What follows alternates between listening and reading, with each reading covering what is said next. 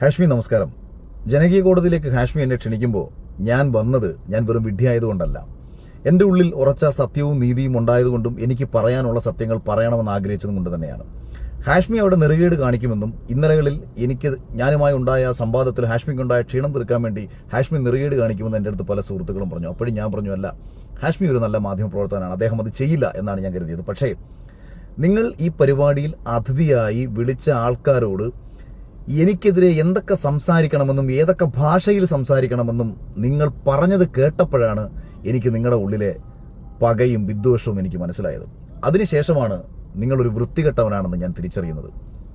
ഇവിടെ നിങ്ങൾ എന്നെ ഈ പരിപാടിയിലേക്ക് വിളിച്ചിട്ട് യഥാർത്ഥത്തിൽ നിങ്ങൾ ചോദിക്കേണ്ടിയിരുന്നതും അല്ലെങ്കിൽ എന്നെ പൊളിച്ചെടുക്കേണ്ടിയിരുന്നതും എൻ്റെ നിലപാടുകൾ എന്തൊക്കെയായിരുന്നുവെന്നും ആ നിലപാടുകൾ എത്ര തവണ ഞാൻ മാറ്റിപ്പറഞ്ഞെന്നും ആ മാറ്റിപ്പറഞ്ഞ നിലപാടുകളുമായി ബന്ധപ്പെട്ടിട്ടുള്ള ചോദ്യങ്ങൾ ചോദിച്ചുകൊണ്ട് നിങ്ങൾ എന്നെ ഒന്നൊന്നായി പൊളിച്ചിരുന്നുണ്ടെന്നുണ്ടെങ്കിൽ ഞാനും ഹാഷ്മിക്ക് ഒരു ഷേക്കാൻഡ് തന്നേനെ.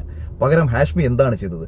എൻ്റെ ഫേസ്ബുക്കിൽ ഞാൻ നിഷ്പക്ഷമായി പറഞ്ഞിരുന്ന ഒരു രാഷ്ട്രീയത്തെ എടുത്തു പറഞ്ഞു വെച്ചുകൊണ്ട് BJPയുടെ രാഷ്ട്രീയമെന്നും ഭാരതവിരുദ്ധ രാഷ്ട്രീയമെന്നും പറഞ്ഞുകൊണ്ട് അവിടെ തുടങ്ങിയ വിഷയത്തിൽ അവസാനം വരെ ഹാഷ്മി പോയിക്കൊണ്ടിരുന്നത് എന്നെ ഒരു BJPക്കാരനാക്കി വരുത്തി തീർക്കുക എന്നുള്ളതായിരുന്നു.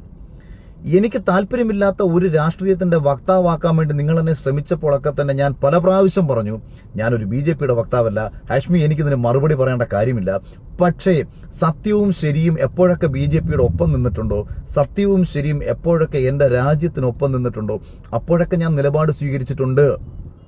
അപ്പോഴൊക്കെ ഞാൻ നിലപാട് സ്വീകരിക്കുമ്പോൾ അത് ഹാഷ്മിക്ക് പൊള്ളുന്നത് ഹാഷ്മിയുടെ ഉള്ളിൽ കിടക്കുന്ന വൃത്തികെട്ട രാഷ്ട്രീയം മറ്റൊന്നായതുകൊണ്ടാണ്. രാവിലെ വന്നിരുന്ന് BJP അനുകൂലിച്ചും ഉച്ചയ്ക്ക് വന്നിരുന്ന കമ്മ്യൂണിസ്റ്റ് പാർട്ടി അനുകൂലിച്ചും രാത്രിയിൽ വന്നിരുന്ന കോൺഗ്രസിനെ അനുകൂലിച്ചും പിറ്റേ ദിവസം VD സതീശനെ തള്ളിപ്പറഞ്ഞും ഉച്ചയ്ക്ക് VD സതീശനെ അനുകൂലിച്ചും വൈകുന്നേരം നരേന്ദ്രമോദിയെ പുകഴ്ത്തിയും പിറ്റേ ദിവസം നരേന്ദ്രമോദിയെ തെറിവിളിച്ചും അല്ലെങ്കിൽ പിണറായി വിജയനെ അനുകൂലിച്ചും പിണറായി വിജയനെ തെറിവിളിച്ചും ഒക്കെ സംസാരിച്ച് ശീലമുള്ള ഹാഷ്മി എന്നോട് ചോദിക്കുകയാണ് അഭിപ്രായങ്ങളിൽ ഉറച്ചു നിൽക്കുന്നുണ്ടോന്നും. ഞാൻ തിരിച്ച് ഹാഷ്മിയോട് ഒരു ചോദ്യം ചോദിച്ചു. ഞാൻ മാറ്റി പറഞ്ഞ 5 അഭിപ്രായങ്ങൾ പറഞ്ഞിട്ട് പോകൂ ഹാഷ്മി എന്ന് പറഞ്ഞപ്പോൾ ഹാഷ്മി എടുത്ത വായിൽ പറഞ്ഞത് ബിഗ് ബോസിൽ പോകുന്നില്ല എന്ന് പറഞ്ഞിട്ട് പോയില്ല എന്നുള്ളതാണ്. ഈ ബിഗ് ബോസിൽ ഞാൻ പോകുന്നില്ല എന്ന് പറഞ്ഞതും ബിഗ് ബോസിൽ ഞാൻ പോകുമെന്ന് പറഞ്ഞതും ബിഗ് ബോസിൽ പോകുന്നതിന് മുൻപ് തന്നെയാണ് എന്നുള്ളത് ഞാൻ വളരെ കൃത്യമായി പണ്ടേ പറഞ്ഞിട്ടുള്ളൊരു കാര്യമാണ്. അതുപോലും എൻ്റെ ജീവിതത്തെയും എൻ്റെ കുടുംബത്തെയും മാത്രം വ്യക്തിപരമായി മാത്രം ബാധിക്കുന്ന ഒരു വിഷയത്തിൽ, പൊതുസമൂഹത്തിന് ഒന്നും ബാധിക്കാത്ത ഒരു വിഷയത്തിലും ഞാൻ നാളിതുവരെ ഒരു അഭിപ്രായം പറഞ്ഞു മറ്റൊരാൾക്ക് വേദന ഉണ്ടാക്കുന്ന ഒരു കാര്യവും ചെയ്തിട്ടില്ല. മറ്റൊരാൾക്ക് വേദന ഉണ്ടാക്കുന്ന ഒരു അഭിപ്രായ നിലപാട് വ്യത്യാസവും ഞാൻ സ്വീകരിച്ചിട്ടില്ല എന്നിരിക്കെ ഞാൻ ഉയർത്തിയ ഏതെങ്കിലും ഒരു വിഷയത്തിൽ അതുമായി ബന്ധപ്പെട്ട ഒരു ചോദ്യം ചോദിക്കാൻ ഹാഷ്മി തയ്യാറായോ? ഹാഷ്മി ആരെയാണ് സംരക്ഷിക്കാൻ ശ്രമിച്ചുകൊണ്ടിരുന്നത്? ഹാഷ്മിക്ക് സാബു ജേക്കബിന്റെ കയ്യിൽ നിന്ന് എത്രയാണ് കിട്ടിയത്? കിറ്റെക്സ് ആണോ യഥാർത്ഥത്തിൽ ഇപ്പോൾ നിലവിൽ 24 ഫണ്ട് ചെയ്തുകൊണ്ടിരിക്കുന്നത്? നിങ്ങൾ എന്തടിസ്ഥാനത്തിലാണ് സാബു ജേക്കബിനെതിരെ ഞാൻ ഉന്നയിച്ച ആരോപണങ്ങളിൽ ഒരു ചോദ്യം പോലും ചോദിക്കാതെ, സാബു ജേക്കബിനെതിരെ ഞാൻ പറഞ്ഞ വിഷയങ്ങളിൽ ഒരു തവണ പോലും സംസാരിക്കാതെ നിങ്ങൾ ആരെയാണ് സംരക്ഷിക്കാൻ ശ്രമിച്ചത്? യഥാർത്ഥത്തിൽ എന്തായിരുന്നു ഈ എനിക്കെതിരെ ചോദ്യങ്ങൾ ചോദിക്കുമ്പോൾ നിങ്ങൾ ഉന്നയിക്കേണ്ടിരുന്ന വിഷയം? എന്തുകൊണ്ട് ഞാൻ BJPയിലേക്ക് പോയി? കോൺഗ്രസ് അനുകൂല നിലപാട് സ്വീകരിച്ചിരുന്ന ഞാൻ എന്തുകൊണ്ട് BJPയിലേക്ക് പോയി എന്നൊരു ചോദ്യം നിങ്ങൾക്ക് ചോദിക്കാം.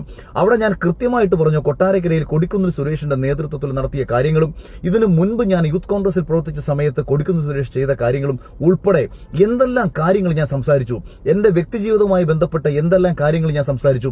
ഇതൊക്കെ പുറത്തുവിടാൻ നിങ്ങൾ മാന്യത കാണിച്ചോ? ഇല്ല. പകരം നിങ്ങളുടെ മൈക്കിന്റെ വോളിയം കൂട്ടിവെച്ച് എന്റെ മൈക്കിന്റെ വോളിയം താഴ്ത്തി വെച്ച് അടിച്ചാക്ഷേപിക്കുന്ന രീതിയിൽ ആവർത്തിച്ച് നിങ്ങൾ എന്നോട് സംസാരിക്കുമ്പോഴും ഞാൻ നിങ്ങളടുത്ത് പറഞ്ഞ കാര്യങ്ങളെങ്കിലും ഒന്ന് പുറത്തുവിടാനുള്ള മാന്യത നിങ്ങൾക്ക് കാണിക്കാമായിരുന്നു എന്നാണ് ഞാൻ വിശ്വസിക്കുന്നത്.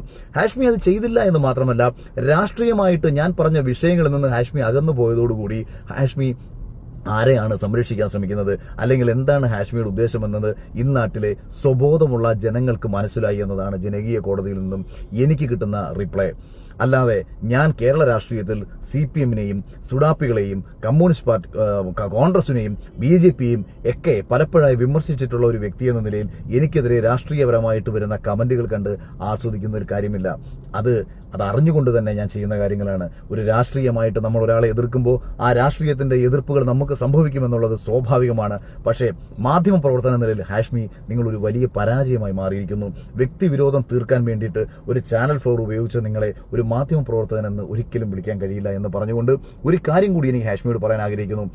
ഹാഷ്മിക്ക് തൻ്റെ ഇടമുണ്ടെങ്കിൽ ഹാഷ്മി വിളിക്കുന്ന ആള് ഉമ്മയുടെ ഭർത്താവ് തന്നെയാണ് ഹാഷ്മിയുടെ വാപ്പയെങ്കിൽ ലൈവായിട്ടൊരു പ്രോഗ്രാം നടത്തുക. എന്നിട്ട് ഇതേ വിഷയം നിലപാടെന്ന് പറഞ്ഞ ഇതേ വിഷയത്തിൽ അഖിൽ മാരാർ പൊതുസമൂഹത്തിൻ്റെ മുന്നിൽ മാറ്റിപ്പറഞ്ഞ നിലപാടുകൾ ഓരോന്നോരോന്നോരോന്ന് വിളിച്ചു പറഞ്ഞിട്ട് നിങ്ങളൊന്ന് പൊളിച്ചെടുക്കാൻ നോക്ക്. നിങ്ങൾ പറഞ്ഞ വിഷയം, ഒരു തെരഞ്ഞെടുപ്പിൽ മത്സരിച്ച സമയത്ത് ഞാൻ നടത്തിയ രാഷ്ട്രീയ പ്രസംഗങ്ങൾ, തെരഞ്ഞെടുപ്പിൽ മത്സരിച്ച സമയത്ത് ജയിക്കുമെന്ന് ഞാൻ പറഞ്ഞ കാര്യങ്ങൾ, തെരഞ്ഞെടുപ്പിൽ മത്സരിക്കുന്ന സമയത്ത് എൻ്റെ രാഷ്ട്രീയ പാർട്ടിയിലെ പ്രവർത്തകർക്കും അവിടെ വോട്ട് പിടിക്കാൻ വേണ്ടി ഇറങ്ങിയ ആൾക്കാർക്കും അവിടുത്തെ വോട്ടർമാർക്ക് മുന്നിൽ അവരുടെ കോൺഫിഡൻസ് വർദ്ധിപ്പിക്കാൻ വേണ്ടി ഞാൻ പറഞ്ഞ കാര്യങ്ങളാണോ നിങ്ങൾ ഒരാളുടെ നിലപാടായി വ്യാഖ്യാനിക്കുന്നത്? ഒരു തെരഞ്ഞെടുപ്പിൽ രാഷ്ട്രീയ പ്രവർത്തനം നടത്തുന്ന സമയത്ത് ആരാണ് തോൽക്കുമെന്ന് പറഞ്ഞ് മത്സരിക്കുന്നത്? ഒരു സ്വതന്ത്ര സ്ഥാനാർത്ഥി പോലും ജയിക്കുമെന്ന് പറഞ്ഞാണ് മത്സരിക്കുന്നത്. വെറും 500 വോട്ടേ തനിക്ക് ഈ മണ്ഡലത്തിൽ കിട്ടത്തോളം എന്നുണ്ടെങ്കിലും അവനോട് ചോദിച്ചാലും അവൻ പറയുന്നത് ജയപ്രതീക്ഷയുണ്ടെന്നും ജയിക്കുമെന്നും അവന്റെ ചുറ്റുമുള്ള ആൾക്കാരോട് ജയിക്കാനുള്ള സാധ്യതകളെക്കുറിച്ചുമാണ്. അതിനെ എടുത്തു വെച്ചിട്ട് നിങ്ങൾ എന്നെ ആക്ഷേപിക്കാൻ ഉപയോഗിക്കുമ്പോൾ നിങ്ങൾ എത്രത്തോളം താഴ്ന്നു പോയിരിക്കുന്നു എന്ന് സ്വയം ആലോചിക്കുക. സാബു ജേക്കബിന് വേണ്ടിയിട്ട് നടത്തിയ വെറും വാഗൊണ്ടുള്ള വയറിളക്കം മാത്രമാണ് ഹാഷ്മി ആ ചാനൽ ഫ്ലോറിൽ നിന്ന് ഹാഷ്മി കാണിച്ചതെന്ന് തിരിച്ചറിയുക. ഒരിക്കൽ കൂടി ഹാഷ്മിയെ വെല്ലുവിളിച്ചുകൊണ്ട് ഞാൻ ചോദിക്കുന്നു, ലൈവായി ഞാനുമായി സംവദിക്കാൻ ഹാഷ്മിക്ക് താല്പര്യമുണ്ടോ? ഒരു എഡിറ്ററേയും സഹായമില്ലാതെ, ഒരു ഇന്നിയറിൽ നിന്നും ചെവിയിൽ അവന്മാർ പറഞ്ഞു തരുന്ന കാര്യങ്ങൾ കേൾക്കാതെ, എനിക്കെതിരെ ഉപയോഗിക്കാൻ വേണ്ടിയിട്ട് നിങ്ങളെ എഡിറ്റിംഗ് ടീമിന്റെയും എഡിറ്റോറിയൽ ഡെസ്കിന്റെയും സഹായത്തോടു കൂടി ചെവിയിലിരുന്ന് അവന്മാർ പറഞ്ഞു തരുന്ന കാര്യങ്ങൾ കേട്ടിട്ട് പ്രിപ്പയർ ചെയ്ത് എഴുതി തയ്യാറാക്കി കൊടുത്ത കുറെ വീഡിയോകൾ ഉണ്ടായിരുന്നല്ലോ. അവിടെ നിന്ന് പറയുന്ന ഞാനും കേട്ടതാണല്ലോ. ഞാൻ തന്ന ആദ്യത്തെ വീഡിയോ പ്ലേ ചെയ്യും, ഞാൻ തന്ന രണ്ടാമത്തെ വീഡിയോ പ്ലേ ചെയ്യും, ഞാൻ തന്ന മൂന്നാമത്തെ വീഡിയോ പ്ലേ ചെയ്യും. എന്നിട്ട് അത് ഏതെങ്കിലും പ്ലേ ചെയ്തിട്ട് എന്തെങ്കിലും സംഭവിച്ചോ? അത് ഏതെങ്കിലും ഒന്നിൽ നിങ്ങൾക്ക് നിങ്ങൾ പറഞ്ഞ കാര്യം സ്ഥാപിച്ചെടുക്കാൻ പറ്റിയോ? ഒന്നുമില്ലാതെ വന്നപ്പോൾ കോൺഗ്രസ് വക്താവുമായി ചേർന്ന് എന്നെ BJP-കാരനാക്കാൻ ശ്രമിക്കുമ്പോൾ BJP-ക്ക് വേണ്ടി സംസാരിക്കാൻ താല്പര്യമില്ല എന്ന് ആവർത്തിച്ച് ഞാൻ പറഞ്ഞിട്ടും ആ വിഷയത്തിൽ മാത്രം നീട്ടിക്കൊണ്ടുപോയ ഒരു ചർച്ചയിൽ ഞാൻ ഇരുന്ന് തന്നപ്പോൾ ഒരു സാമാന്യ മര്യാദ കാണിക്കാമായിരുന്നു എന്ന് മാത്രം പറഞ്ഞുകൊണ്ട് ധൈര്യമുണ്ടെങ്കിൽ നീ വാ, ധൈര്യമുണ്ടെങ്കിൽ വാ, ലൈവായി ഞാനുമായി സംവദിക്കാൻ താല്പര്യമുണ്ടെങ്കിൽ നീ വാ എന്ന് മാത്രം പറഞ്ഞുകൊണ്ട് അതിനുള്ള തന്റെ ഇടം ശ്രീകണ്ഠൻ നായരുടെ 24 ചാനലിലുണ്ടെന്നുണ്ടെങ്കിൽ 24-ൽ വന്ന് ലൈവിൽ ഞാൻ ഇരിക്കും. അതിനുള്ള തന്റെ ഇടം മറ്റേതെങ്കിലും ചാനലുണ്ടെന്നുണ്ടെങ്കിൽ ഹാഷ്മി അവിടെ വന്ന് സംവദിക്കും. ഇതേ വിഷയത്തിൽ സംവദിക്കുക. എണ്ണി പറ അഖിൽ മാരാർ ഏതൊക്കെ വിഷയങ്ങൾ നിലപാട് മാറ്റിയെന്ന് എണ്ണി പറഞ്ഞിട്ട് അഖിൽ മാരാരെ തേച്ചൊട്ടിക്കുക. അല്ലാതെ ഒരുവനെ സംസാരിക്കാൻ അനുവദിക്കാതെ, ഒരുവൻ പറയുന്നത് സംപ്രേഷണം ചെയ്യാതെ, ഒരുവന്റെ ശബ്ദം താഴ്ത്തി വെച്ച് ബോധപൂർവം കാണിക്കുന്ന കോമാളിത്തരമായി അധിക്ഷേപിക്കുന്ന തരം താഴ്ന്ന ഒന്നായി മാറരുത് മാധ്യമപ്രവർത്തനം.